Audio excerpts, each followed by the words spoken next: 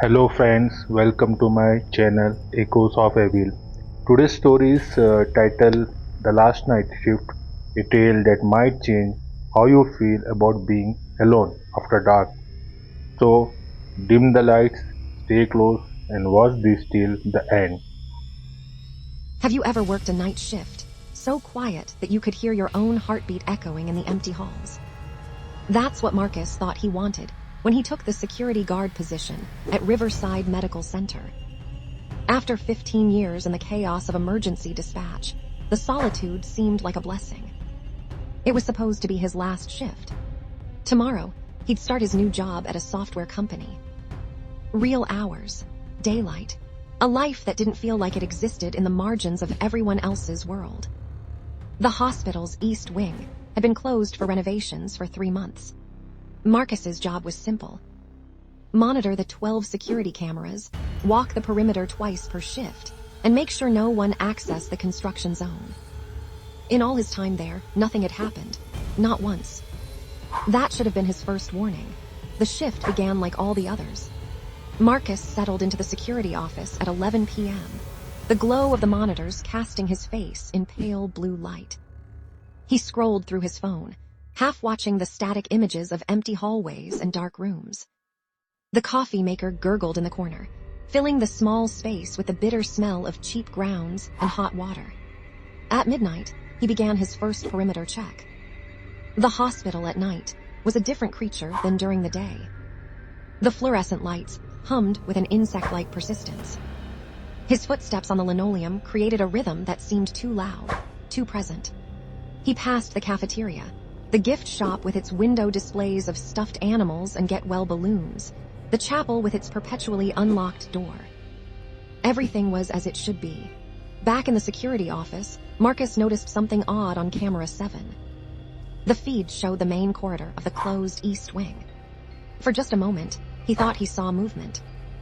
A shadow crossing from left to right, there and gone so quickly he couldn't be sure he'd seen anything at all. He rewound the footage, watched it again.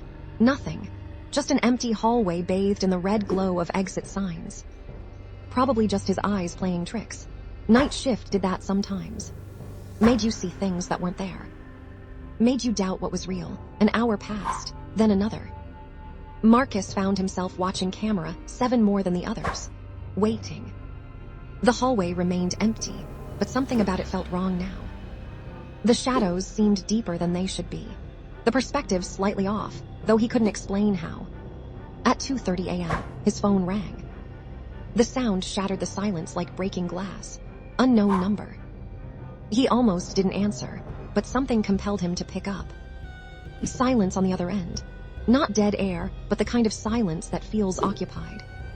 Someone was there, listening, breathing so softly he had to strain to hear it. "Hello," Marcus said.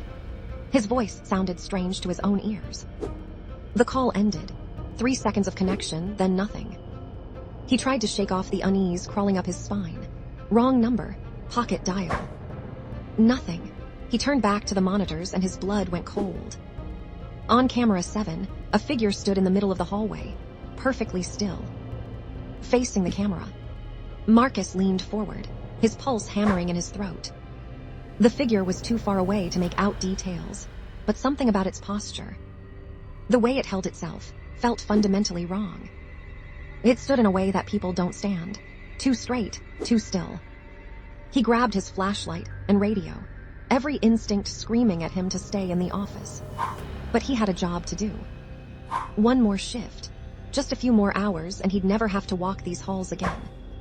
The East Wing was colder than the rest of the hospital. The construction had disrupted something in the heating system. Marcus's breath formed small clouds as he approached the corridor from camera 7. The beam of his flashlight cut through the darkness, illuminating drop cloths and stacked equipment. The hallway was empty. Of course it was empty. What had he expected? He walked the length of it anyway, his footsteps echoing off the walls. The doors to the patient rooms hung open like dark mouths. He forced himself not to look into them, not to imagine what might be looking back. Halfway down the corridor, his radio crackled to life. Static, then a voice. His own voice. "Hello," it said, perfectly mimicking the tone he'd used on the phone call. Hello, hello. Marcus fumbled with the radio, switching channels, but the voice continued. His voice, repeating that single word with increasing desperation. He turned off the radio completely. The voice stopped. In the sudden silence, he heard something else. Footsteps, not his own. Coming from behind him, from the direction he'd just walked. Heavy and deliberate, each step perfectly timed. He spun around, flashlight raised. The hallway stretched empty behind him. But the footsteps continued, growing closer, the sound of hard shoes on linoleum. Coming toward him from empty air, Marcus ran. He didn't think, didn't question, just ran back toward the main hospital. Behind him, the footsteps matched his pace, always the same distance away. Never closer, never farther. He burst through the doors into the lit corridors of the active wing, and the footsteps stopped. He stood gasping, sweat cooling on his skin despite the warmth. A nurse walking past gave him a concerned look, but said nothing. Night shift workers learned not to ask questions.